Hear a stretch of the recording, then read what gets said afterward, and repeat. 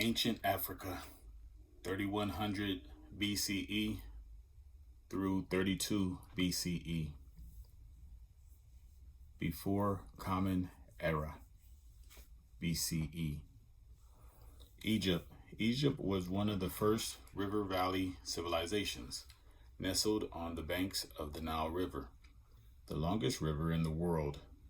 The Nile flows north through Africa for over 4,000 miles.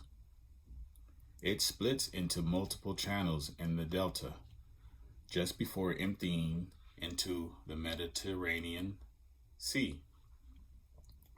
The Nile Delta is called Lower Egypt. The land south of it is called Upper Egypt. The Nile's annual flooding deposited rich, dark soil on the riverbanks. This land was called Kemet, or Black Land, and the dry desert land was called Red Land. The Kemet was perfect for farming, leading to a surplus of food and a well-fed people. The regular flooding led to accurate recording of the calendar dates, times, and numbers. The Nile was also perfect for transportation and communication. Hapi, the Egyptian god of the Nile, was praised highly by the people, along with Amun-Re, Isis,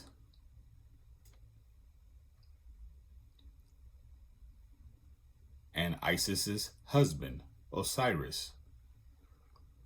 The Egyptians had hundreds of gods, including many female gods. Egypt was ruled by 31 different dynasties over about 3,000 years, divided into 3 periods: the Old Kingdom, the Middle Kingdom, the New Kingdom. A pharaoh ruled Egypt with absolute power. Whatever the pharaoh decided was law. Pharaohs had so much power they were considered gods.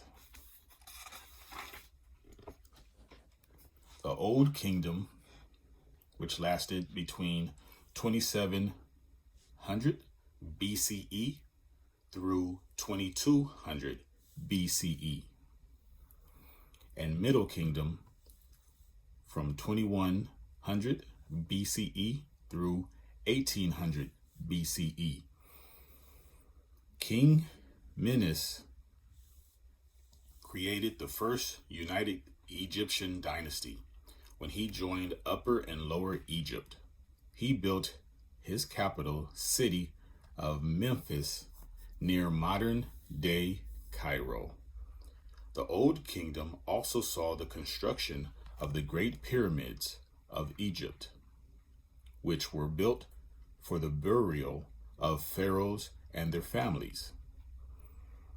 Historians estimate that the largest of the over 30 Egyptian pyramids, the Great Pyramid of Giza, took 20 years, up to 100,000 workers, and more than 2 million stones to build.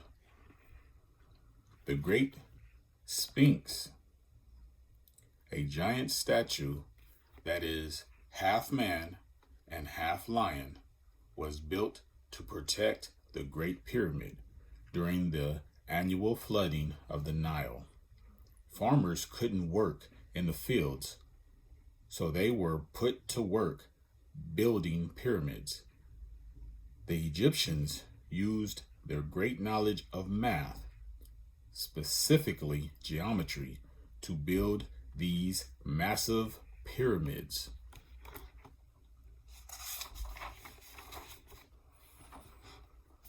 The Middle Kingdom was a stable period of expansion. Kush, or Nubia, an area south of Egypt, was conquered. Pharaohs provided aid for public projects such as draining swampland and digging canals. Some famous pharaohs of the Old Kingdom were Djoser, had the first pyramid built for him by his vizier, architect Dr. Imhotep. Khufu, Khafra, and Menkaure oversaw building the Great Pyramids. The New Kingdom, which lasted between 1500 BCE through 1070 BCE, which would be 1070 before Common Era. Thutmose III was next in royal bloodline to become pharaoh in about 1473 before Common Era. But because he was only about 3 years old, his stepmother, Hatshepsut, spelling is Hatshepsut. If you know how to pronounce that, please comment below. Ruled for him, acting as regent for the first 2 decades of his reign. Once he finally took power, Egypt entered the era of the New Kingdom. Hatshepsut was a mostly peaceful leader who encouraged trade with cities in other parts of Africa, such as Punt on the east coast. This exchange introduced ivory and incest to Egypt. When it was Thutmose III's turn to rule, he led an army of 20,000 to extend Egypt's control into Syria and Palestine. One of the most famous pharaohs to people, King Tutan or King Tut, was crowned at 9 years old and ruled from approximately 1333 to 1323 before Common Era. King Tut only lived until he was 19. He was burned in a tomb containing over 5,000 expensive objects, which were meant to accompany him into the afterlife. King Tut's body was mummified, which means that it was preserved. Egyptians believed the soul could continue its life after death, but that it needed the body as some sort of home base. They buried mummies deep below the desert where the cool temperature would help preserve them. The Egyptians gained extensive knowledge of human anatomy and surgery from the processes of mummification. The New Kingdom collapsed in 1070 before Common Era. Alexander the Great eventually conquered Egypt in about 332 before Common Era. In 51 BCE, Queen Cleopatra VII would be the last ruler. She waged war with factions of the Roman Empire. After her, Egypt would not be independent again for nearly 2,000 years. Some other famous pharaohs of the New Kingdom was Nefertiti, monotheism, Ramses. The Egyptians created beautiful illustrations, but often they looked a lot like each other.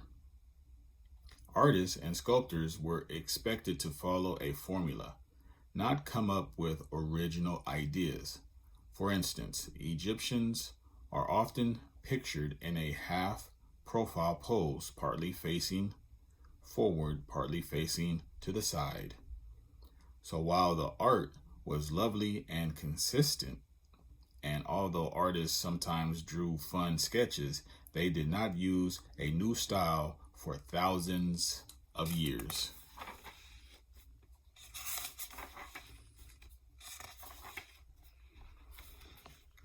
The Bantu, in approximately 1500 BCE, Bantu migration began. For 2,000 years, large numbers of Bantu-speaking people from West Africa moved slowly toward the south and east of the continent. Like many early civilizations, the Bantu were fishermen and farmers. Each generation moved farther than the last to find more fertile land and better grazing for the animals. The villages were composed of clans that at times would move into already inhabited areas to share cultures and crops. The Bantu brought metalworking techniques with them and iron tools and weapons. If their new neighbors weren't welcoming, the Bantu would put these weapons to use.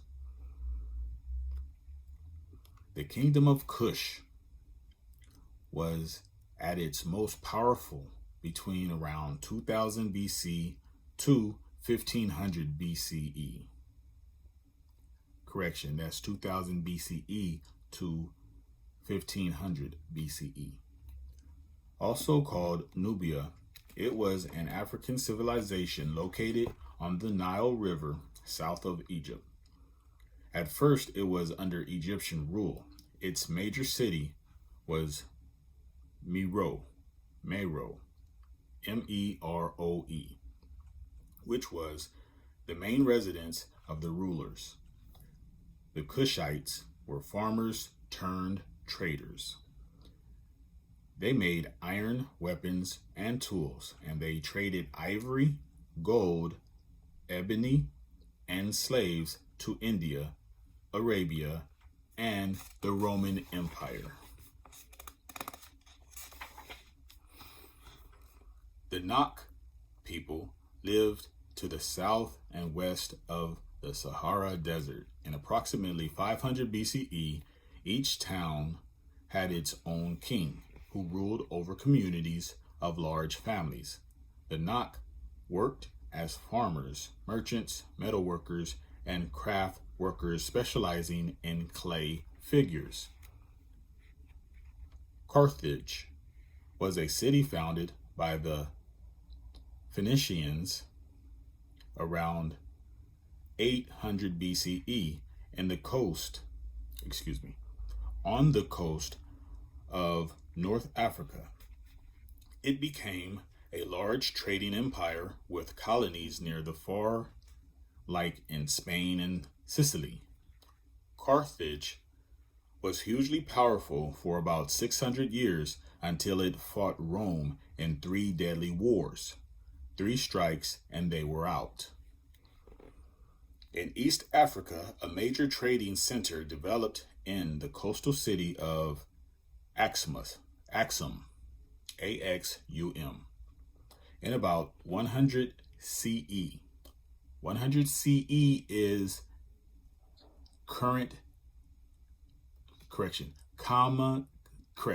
common era, equivalent to AD. Axum's trading center lasted for hundreds of years, controlling routes between the Mediterranean Sea and Asia.